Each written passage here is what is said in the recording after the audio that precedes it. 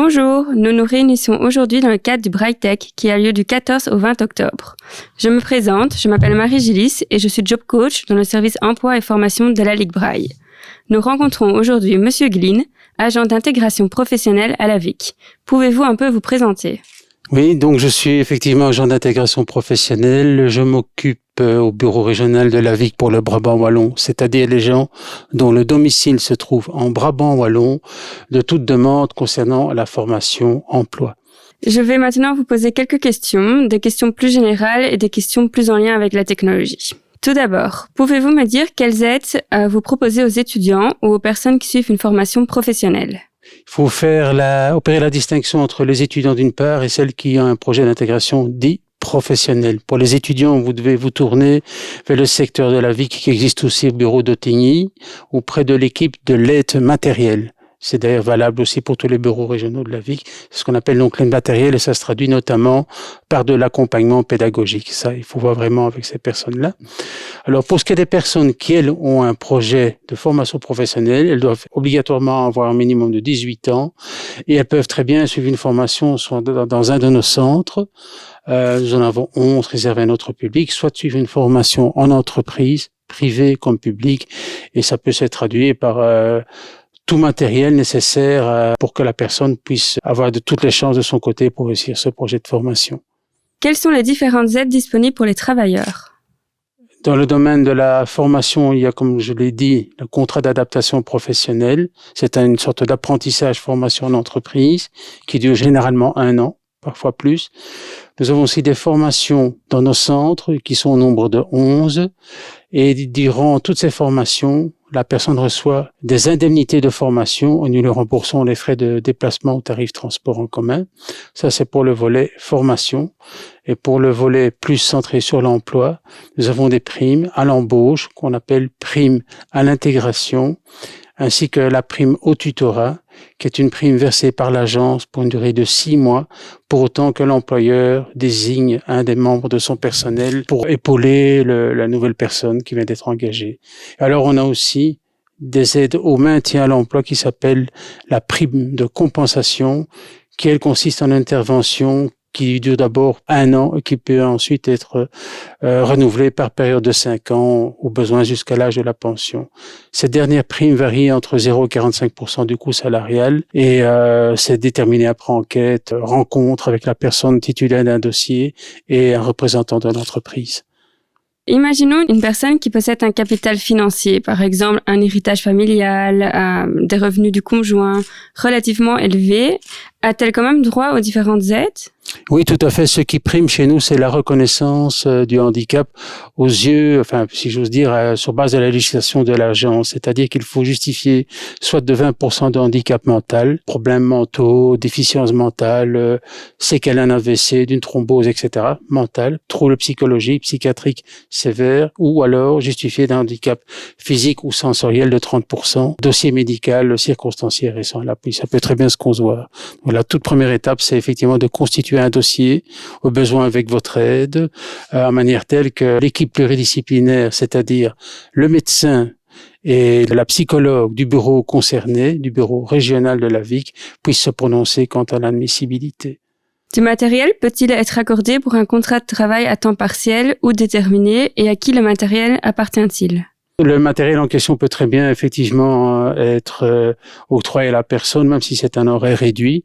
Toutes nos aides, c'est d'ailleurs octroyable, particulièrement dans le domaine de la formation emploi, pour autant que la personne soit liée à son employeur par un contrat faisant un minimum de 13 heures semaine. Et le matériel, s'il est absolument nécessaire à la réalisation des tâches que la personne concernée doit exécuter, peut très bien appartenir à la personne. J'ai par exemple le cas d'une personne qui était malvoyante, elle a eu une TV Loop, elle travaillait dans une grande banque, elle a changé d'emploi, elle est partie dans un service public, elle a pu prendre cette TV Loop pour aller dans son nouvel emploi. Parce que c'est vraiment lié à cette personne et à son état de santé, sans ça elle ne peut pas travailler. Comment cela se passe-t-il si la personne combine 2 temps partiels ? L'aide peut très bien se concevoir aussi, il faut voir, c'est vraiment du cas par cas, je sais que c'est assez généraliste, mais ça peut se concevoir. Et comment cela se passe-t-il en cas de travail d'intérimaire ? Ça va dépendre de la durée du contrat de travail. Si c'est pour 2 semaines, financer un aménagement de poste de travail ou une prime, ça va être un peu compliqué parce que sur base de quels critères indépendamment de la reconnaissance, va-t-on pouvoir intervenir? Ça va être tellement court que dans ce cas-là, ça me paraît difficilement concevable. Généralement, on demande qu'il y ait au moins 1 ou 2 mois de contrat. À ce moment-là, on peut octroyer, j'ai encore le cas récemment, une prime à l'embauche qu'on appelle prime à l'intégration dont je vous ai parlé, où là, effectivement, pendant les 2 mois de contrat, même intérimaire, la personne peut bénéficier de la prime, ou plutôt l'employeur. Mais c'est assez compliqué dans la mesure où souvent les agences d'intérim prélèvent un certain pourcentage, et ce qui fait qu'il ne reste plus qu'un reliquat à charge de l'employeur de facto, qui est l'entreprise cliente de la société d'intérim. Donc, à la limite, mieux vaut un contrat de travail à durée déterminée, plein et entier, si je puis dire, de 2 mois, plutôt que de passer par d'autres billets. Mais c'est un choix. Il y a des avantages et des inconvénients de part et d'autre. Qu'en est-il des indépendants qui ont besoin du matériel pour exercer leurs fonctions? Ça peut parfaitement se concevoir, pour autant qu'ils remplissent les conditions d'admissibilité chez nous, qu'ils fassent une demande en bonne et due forme. D'ailleurs, d'une manière générale, ne jamais oublier qu'il ne faut pas acheter de matériel avant d'avoir obtenu l'accord de l'agence. Donc, ce qui est souvent fait entre la Ligue et nous, c'est que la Ligue travaille avec différents fournisseurs, services conseils, gauche, droite, Sensotec, Integra, etc., et demande d'avoir du matériel en prêt ou des démos, en manière telle que la personne puisse tester le matériel en situation réelle de travail et voir si ce matériel lui convient vraiment. Et je pense que c'est peut-être plus lent, mais c'est beaucoup plus sûr et c'est beaucoup plus pérenne. Pour quel type de matériel intervenez-vous? Y a-t-il des critères d'attribution préétablis? Dans le domaine de la formation emploi, non, c'est surtout lié au fait que la personne a ou non besoin de ce matériel pour pouvoir exercer son activité professionnelle. Ça, c'est la règle numéro 1. Et quel est le budget que vous octroyez pour l'achat du matériel spécifique dans le cadre du travail? Il n'y a pas de limite à proprement parler. Généralement, quand c'est une demande qui n'excède pas les 12 500 €, si je parle de chiffres non indexés, ça peut se gérer directement entre la personne concernée, le service conseil, en l'occurrence la Ligue, et le bureau régional compétent. Au-delà, ça doit passer par ce qu'on appelle le comité de gestion, ça passe à l'administration centrale, et ça veut dire que ça prend de nombreux mois. Avant, l'enveloppe était beaucoup plus modeste et 12 500 € dans les faits par rapport à notre public, ça signifie que c'est 70 à 80% des besoins des demandes qui peuvent être satisfaites assez rapidement. Une barrette braille, par exemple, je crois que c'est de l'ordre de 10 000 €. Donc, voilà. On demande généralement d'avoir un devis aussi, ça c'est très important, avec une durée de validité, avec des prix, avec et hors TVA, selon que la personne puisse ou non la récupérer ou pas. Voilà. Petits trucs et astuces qui font que ça peut aller plus vite. Dans quel cas refusez-vous d'intervenir? Quand le matériel n'est pas nécessaire à la réalisation du travail ou que c'est tout simplement une obligation à charge de l'employeur. On va par exemple financer une TV Loop, on ne va pas financer un PC. Parce que ça, c'est une obligation légale que l'employeur doit supporter. Par contre, le fait d'avoir une TV Loop ou un écran de 32 pouces, non, ça, c'est pas courant. Ce n'est pas la pratique habituelle. Là, on peut intervenir. Alors, il y a 2 cas qui peuvent aussi se produire. Soit nous payons à 100% le matériel en question, par exemple une barrette braille.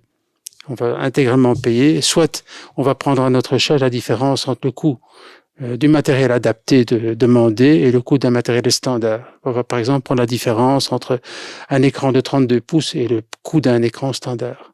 Parce que l'écran standard reste une obligation à charge de l'employeur, mais pas l'écran de 32 pouces. Donc on va financer quand même une partie très substantielle. Et le montant, ça dépend du cas par cas.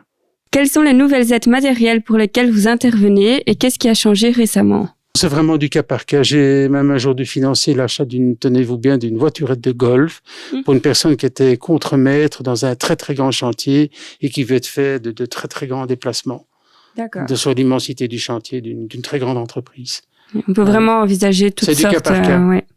L'objectif, le principal étant d'avoir un très solide argumentaire et bien démontrer le lien entre les motifs pour lesquels la personne est reconnue par l'agence et les nécessités professionnelles. Suite à la crise sanitaire de 2020, le télétravail est devenu fréquent et obligatoire dans la plupart des entreprises. Des travailleurs ont dû aménager un deuxième poste de travail à domicile. Avez-vous adapté vos subsides? Non, ça dépend.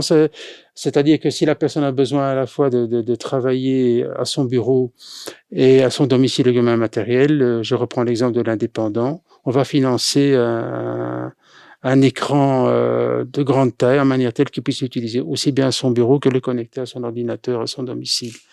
Si l'employeur doit changer les lampes LED, par exemple, pour que ce soit plus agréable pour la personne en situation de handicap, intervenez-vous? C'est très rare, mais j'ai eu des cas de personnes qui avaient un dossier médical très solide et qu'il y avait un avis médical à l'appui pour lesquels il était demandé effectivement qu'il y ait un système d'éclairage modulé, appelons-le comme ça. Y a-t-il une fréquence à respecter pour remplacer du matériel informatique ou autre devenu inadapté aux besoins de la personne? Non, disons que c'est surtout le bon sens. On ne va pas intervenir au bout de 6 mois, 1 an. On va voir si le matériel peut être réparé ou pas. Généralement, c'est un délai qui est respectable. Maintenant, si c'est un matériel qui a déjà 4 à 5 ans, que le parc informatique de l'entreprise a changé, là, effectivement, on va changer le matériel. Maintenant, je vais vous poser des questions un peu plus spécifiques. Dans quel cas la prime d'intégration s'adresse-t-elle au secteur public? Uniquement pour les pouvoirs publics qui sont en règle de quotas. Donc, les quotas, c'est un dispositif conçu par le législateur, par lequel l'entreprise publique doit engager un certain pourcentage de personnes en situation de handicap par rapport au cadre pour lequel ils sont subsidiés. C'est par exemple 3% dans les CPS et les communes. Vous pouvez un peu nous dire comment est-ce qu'on peut vérifier ces quotas? Nous avons des bases de données pour la région wallonne uniquement qui sont gérées par l'administration centrale. Pour Bruxelles, il faut se tourner vers Phare. Et les personnes ayant étudié à l'étranger peuvent-elles obtenir une décision de mise à l'emploi en ETA? Ça va dépendre de ce qu'on entend par étranger. Si c'est un étranger de la CE, et pour autant qu'il remplisse le profil pour une mise à l'emploi en ETA, oui, ça peut se concevoir. Étant entendu que, en principe, du moins, ce type d'emploi est réservé aux plus faibles. Ça veut dire, en fait, qu'une personne qui a un très beau CV ne se verra pas octroyer une décision de mise à l'emploi en ETA. On pourrait peut-être l'aider via d'autres incitants dans l'ETA et des incitants qui sont plus centrés sur, appelons-les le personnel de cadre et de maîtrise. Poste de direction, assistant social, poste à haute valeur ajoutée, haute maîtrise technique, certains postes de contremaître, des choses comme ça. Ça, oui, voilà. Et dans ce cas-là, il pourrait travailler en ETA sans avoir la décision... Oui, tout à fait. D'accord. Mais, comment dirais-je, il y a relativement peu de place en la matière parce que les ETA fonctionnent d'abord à partir de la personnel de production, le personnel de cadre, de maîtrise, etc. Représente quoi 20% des effectifs tout au plus, quoi. Et peut-on obtenir une dérogation pour la décision de mise à l'emploi en ETA si la personne n'a pas étudié dans l'enseignement spécialisé? Oui, ça peut se concevoir. En fait, on va essayer de regarder le dossier dans sa globalité. Je veux dire par là qu'on va d'abord voir si la personne est reconnaissable par nos services. On va aussi voir quel est son CV, son parcours de vie finalement. Parce que si on voit par exemple que la personne a peu de qualifications, restée X années sans travailler ou s'est nourrie de petits boulots, il a plus de chances d'obtenir ce genre d'accord qu'une personne qui a fait des études supérieures, qui a déjà une expérience et qui a toutes les chances d'obtenir un emploi dans le circuit ordinaire ou comme personnel de cadre dans une ETA. Pouvez-vous un peu expliquer la prime d'intégration et les montants qui y sont consacrés? La prime à l'intégration consiste en une intervention de 25% dans le coût salarial supporté par l'entreprise, en ce compris les cotisations patronales de sécurité sociale. Elle est octroyée pour 1 an non renouvelable et il faut que dans les 9 mois qui précèdent l'embauche, la personne soit restée 6 mois sans travailler. Un exemple, nous sommes le 1er octobre, on va remonter dans les 9 mois qui précèdent et on va voir si la personne a été soit au chômage, soit sur la mutuelle, peut-être aux Bahamas, qui sais-je, mais du non-travail pendant 6 mois. Dans ce cas de figure-là, même si c'est une reprise du travail, on peut octroyer la prime à l'intégration.